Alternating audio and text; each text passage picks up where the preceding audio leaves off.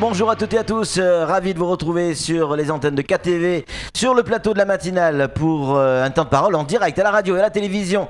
106.9 à la radio, faut pas oublier. Notre premier invité, c'est Elad Chakrina. Il est avec nous. Elad, bonjour. Bonjour Patrick. Maître Elad Chakrina, parce que faut-il le rappeler, vous êtes avocat avant tout. Hein. Mais je suis représentant du COSEM. Oui, vous n'êtes pas là en tant qu'avocat, voilà. mais c'est vrai que vous êtes là en tant que représentant du COSEM. Mais pour ceux qui l'auraient oublié, vous êtes aussi avocat. Hein. Ça, on ne peut pas y échapper. Et c'est certainement vos connaissances juridiques également hein, qui aident à mettre en place ces différentes actions au sein du COSEM, comme notamment ce qui se passe actuellement au marché. Alors, on a entendu ces mamans du marché couvert qui en ont assez d'être volées, agressées, concurrence déloyale. Il fallait trouver une solution au moins à la violence et aux agressions. Vous avez eu une idée avec le COSEM, vous l'avez mis en place, c'est quoi cette idée ? C'est la mise en place du dispositif Mama Vigilante. Oui. Donc ça consiste tout simplement en fait pour les mamas à être munis. Je vois qu'en plus Samuel Baucher. Je fais le mannequin rien pour vous. En tout cas, ça vous va très bien. Merci. Et les mamas donc sont munies d'un gilet et d'un sifflet quand elles sont agressées ou quand elles sont victimes d'un vol. Évidemment, elles utilisent immédiatement leur sifflet pour que ça puisse servir d'alarme à l'instant même, au sein même du marché. C'est-à-dire que quand il y a un problème, au moment où elle découvre effectivement un voleur ou un agresseur, on entend ça. Exactement. Un coup de sifflet. Voilà, un coup de sifflet, 2, 3. Et donc qu'est-ce qui se passe à ce moment-là ? Qu'est-ce qui se passe ? Eh bien, vous avez les agents de sécurité qui ouvrent les portes du marché qui peuvent aussi les refermer aussitôt. Donc ça veut dire que le voleur il est à l'intérieur. Et enfermé comme un rat là. Enfermé comme un rat, et puis ensuite on appelle les forces de l'ordre. Puisque, encore une fois, on ne se fait pas justice soi-même, bien sûr. Ouais. On est avant tout là pour prévenir les forces de l'ordre. Ouais. Mais dans cette prévention, il faut évidemment signaler immédiatement lorsque justement les mamas sont victimes d'un vol. Je rappelle juste que c'est quand même des femmes qui souffrent énormément. C'est des femmes qui se lèvent à 4h du matin, qui arrivent au marché à 5h30 pour ensuite repartir avec 30 €. 30 € en fin de journée. Quand elles arrivent à vendre. Pourquoi ? Parce que à l'extérieur, vous avez des vendeurs à la sauvette. Vous avez aussi des jeunes qui viennent parfois les agresser, voler aussi leurs marchandises. Donc évidemment, elles sont complètement démunies et délaissées. Dans ces conditions-là, il fallait donc réagir, il fallait trouver une solution pour que entre elles déjà, elles puissent s'informer et s'alerter. Ouais. Alors c'est une belle et bonne opération. La question qui se pose, Elad Chakrina, juste à côté du marché, il y a la maison de la police municipale, une espèce d'Algeco qui est sur place. On les voit pas souvent dans l'Algeco. L'Algeco sert, j'allais dire, de support souvent pour accrocher en démonstration les marchandises des vendeurs à la sauvette. Si elle siffle, qui va l'entendre ? Écoutez, elle siffle. Ouais. Comme je l'ai dit, il y a des agents de sécurité qui sont à l'extérieur qui ouvrent les portes du marché et qui peuvent aussi les refermer. Donc ça veut dire que là, quand le sifflet retentit, les gens de la sécurité ferment le marché et ils appellent à ce moment-là la police. Ils appellent la police. Alors nous, ce que nous souhaitons évidemment, c'est que la CCI puisse accepter de signer une convention avec le COSEM pour que justement ces agents-là puissent véritablement agir sur place. Pas que ces agents, puisque nous souhaitons mettre en place aussi des jeunes vigilants.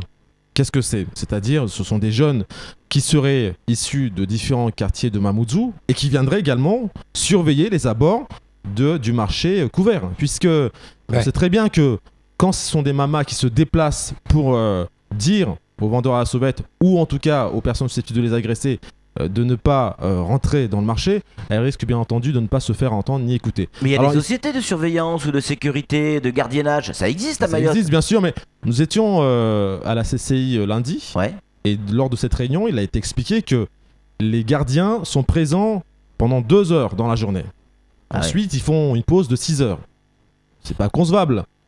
Une pause de 6 heures. C'est pas concevable. Si vous vous souvenez bien de l'épisode de Daniel Zedani, où étaient les agents de sécurité lorsque Daniel Zedani avait justement été agressé au sein même de l'hémicycle Inoussa Bamana, où étaient les agents de sécurité? Nous savons très bien que certains ne travaillent pas tous. Ils arrivent à obtenir leur salaire sans trop de problèmes à la fin du mois, mais quand il s'agit de travailler, on les voit 2 ou 3 heures par jour sans plus. Vous allez vous faire des amis là, Elad Chakrina? Non, mais il faut dire clairement les choses. il faut dire clairement les choses. Parce que c'est aussi un manque à gagner pour certaines sociétés. Un manque à gagner dans le sens où, quand vous avez votre employé qui n'est pas assidu, évidemment, ça pose un problème. Je dis bien les employés, je dis pas les entreprises. Parce qu'on connaît tous cette difficulté. C'est une réalité à Mayotte. C'est que on sait très bien que, aussi bien dans les administrations que dans les entreprises, il y a parfois cette difficulté à pouvoir tenir debout un salarié pour qu'il puisse aller jusqu'au bout du travail qui lui a été assigné. Là, en l'occurrence, c'est pas moi qui le dis. Ce sont les mamas elles-mêmes qui le disent, que les agents de sécurité qui étaient sur place font des pauses qui sont un peu trop longues. Et au final, on les retrouve pas. Ça ne vient même pas de moi, c'est même pas moi qui le dis. Ouais. Ce sont les mamas avec qui on était lundi lors de la réunion à CCI, qui en parlaient et qui justement nous faisaient part de ces difficultés. Alors les mamans, justement, on va essayer de les rejoindre tout de suite avec Romain qui est sur place. C'est ça la magie de la télévision et de la radio, Elad. Romain qui est sur place dans le marché avec donc ces mamans vigilantes. Romain, vous êtes à côté de la présidente, je crois. Comment elle prend l'histoire? Est-ce que c'est du temps qu'elle va mettre à disposition de la collectivité, j'allais dire? Bah c'est ça exactement en fait. J'ai pu discuter avec elle. Alors on va pas pouvoir la voir en direct parce qu'elle parle pas très bien le français, mais j'ai réussi à me faire traduire ce qu'elle voulait dire. Oui. Et en fait elle reprend exactement les propos que je viens d'entendre de monsieur. Ouais. C'est-à-dire voilà un partenariat avec le COSEM, parce qu'aujourd'hui ça fait plusieurs mois, elle m'a dit 3 mois où elle arrive à peine à gagner sa vie enfin non, elle arrive même pas à gagner sa vie, elle arrive à peine à payer sa patente et même la location de son local. Donc ça ce serait à cause des vendeurs justement à la sauvette. Et aujourd'hui voilà ce qu'ils ont souhaité c'est créer un comité de vigilance, mais qui soit structuré, c'est-à-dire ils veulent pas de déviance, pas se faire justice eux-mêmes. Ouais. Et donc c'est le partenariat qu'ils ont fait avec le COSEM. Et voilà, aujourd'hui, donc comme je vous ai expliqué ce matin, c'est des mamas qui portent des gilets jaunes, il y a des sifflets qui sont posés un petit peu partout, et le but du jeu, j'allais dire, c'est de empêcher les voleurs et prévenir la police si jamais ils voient des vendeurs à la sauvette, et tout ça dans un cadre structuré, c'est-à-dire que c'est pas l'anarchie. Merci beaucoup Romain, on vous retrouvera tout à l'heure. Elad Chakrina, quand on entend Romain, quand on entend ce que vous venez de dire, on se dit quand même, ça a un coût tout ça. Les gilets, les sifflets, le temps que les jeunes vont passer pour garder le marché. Qui finance tout ça? Qui est derrière tout ça? Tout d'abord, c'est du bénévolat. Tout est du bénévolat. Les mamas, elles le font bénévolement. D'accord. En tout cas, c'est un début. Pour le moment, elles savent très bien que la meilleure façon de défendre leurs marchandises et leurs intérêts économiques, c'est avant tout de mieux s'organiser. Ouais. Donc c'est du bénévolat pour défendre justement leur patrimoine. Ça, c'est pour les mamas. Ça, c'est pour les mamas. Pour ce qui est des jeunes maintenant, pour ce qui est des jeunes, là aussi, si maintenant, évidemment, ce sont des jeunes qui sont pris dans le cadre d'un emploi aidé, pourquoi pas? De toute façon, nous serons en discussion avec les acteurs qui pourraient venir et en tout cas prendre en charge un peu ce dispositif. Ce qui est important dans l'histoire, c'est de bien savoir que l'insécurité est l'affaire de tous. Donc tous les acteurs, en tout cas, à un moment donné, seront seront en tout cas conviés pour qu'ils puissent mettre à contribution leurs efforts. Que ce soit les acteurs économiques, tout à l'heure nous avons parlé par exemple des agents de sécurité, eh bien je peux vous dire que les entreprises de sécurité font un travail remarquable, sauf que maintenant nous savons très bien que si nous n'arrivons pas à converger nos forces tous ensemble, que ce soit les acteurs publics ou que ce soit aussi les acteurs associatifs ou les acteurs économiques, il va y avoir une grande difficulté. Donc tout le monde en tout cas sera mis à contribution. Pour ce qui est des jeunes, nous espérons vivement en tout cas à ce qu'il puisse y avoir une professionnalisation de ces jeunes. Je termine juste là-dessus. Je tiens à vous expliquer aussi, à vous dire que à Pamandzi, il existe une terminale qui forme des jeunes pour les métiers de la sécurité. Oui. Donc il faut savoir que tout de même, ça va être une première, parce que cette année, il va y avoir la première promotion. Donc ils sont formés pendant plusieurs années, ils font des stages, ils sont en tout cas en mesure de pouvoir répondre à cette demande. Donc je pense qu'à mon avis, là aussi il y a un vivier formidable pour lutter contre le chômage. Pour ceux qui n'ont pas pu la chance de faire ce genre de formation, il y a aussi un vivier formidable pour pouvoir faire des formations dans les entreprises de sécurité et ensuite mieux justement les encadrer, qu'ils soient mieux structurés ces jeunes.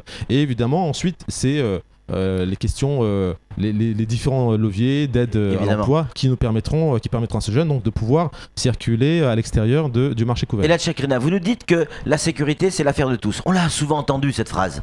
On nous dit également que l'éducation de nos gamins, c'est l'affaire de tous. On nous dit que la santé, c'est l'affaire de tous, parce que faut savoir ce qu'on mange, etc. L'immigration, c'est l'affaire de tous. Vous n'avez pas l'impression que, et là je reprends un peu les propos, les arguments de Samuel tout à l'heure, est-ce que vous n'avez pas un peu l'impression que la société civile est en train de tout faire et que ceux qui devraient faire ce job sont absents aujourd'hui? Est-ce que c'est véritablement notre rôle? C'est bien de le faire, mais est-ce que c'est notre rôle? C'est le rôle de tout le monde. Alors évidemment, les missions ne sont pas les mêmes. Ouais. Les missions régaliennes de l'État sont les missions régaliennes de l'État. Mais en tout cas, que chacun se sente responsable. Moi, je ne suis pas dans cette logique de l'assistanat pure et dure, où en tout cas, j'attends que tout tombe du ciel. Non, aide-toi et le ciel t'aidera. Si maintenant personne ne fait un effort et qu'on attend justement que tout vienne des pouvoirs publics ou de ceux qui pourraient avoir les moyens, on ne s'en sortira pas. Il faut bien comprendre aussi cette situation. Nous sommes aujourd'hui dans une crise profonde. Et ça, c'est pas seulement une crise, puisque c'est un changement de mode de vie. Ça veut dire qu'en clair, nous allons avoir moins de moyens, puisque avec la mondialisation, il va y avoir forcément un partage des richesses. Ça veut dire que l'État n'aura pas toujours la possibilité d'être aussi présent. Donc il faut en tout cas avoir cette initiative citoyenne et de pouvoir contribuer à l'effort aussi de la nation. Samuel Bocher, le rédacteur en chef de France Mayotte Matin, une question à vous poser, maître Chakrina. Oui. Vous avez rencontré le président de la Chambre de commerce et de l'industrie, qui est l'autorité de gestion du grand marché. Alors vous avez fait des propositions, et bien plus que ça, vous avez mis en place des solutions. J'en porte une solution, et j'ai un sifflet dans ma main que vous donnez aux mamas vigilantes. Que vous ont-ils donné, eux, de leur côté, ou garanti comme action? Leur contribution, en fait. Je vais juste peut-être évoquer la réunion, les propos en tout cas avancés lors de cette réunion, puisque le président de la CCI doit faire des propositions au conseil départemental pour la lutte contre l'insécurité. Donc parmi ces propositions, je présume qu'il y aura évidemment un coût chiffré en matière de sécurité, quels agents de sécurité seront déployés à l'extérieur comme à l'intérieur. Je ne sais pas. Je sais donc, pas en clair, la CCI vous dit voilà. Comme solution pour contribuer, c'est on va demander de l'argent au conseil départemental. En tout cas, je pense qu'à mon avis, ça n'engage que moi, puisque de toute façon, nous n'avons pas encore eu les propositions de la CCI. Je pense qu'à mon avis, le président fera très très bien son travail en la matière.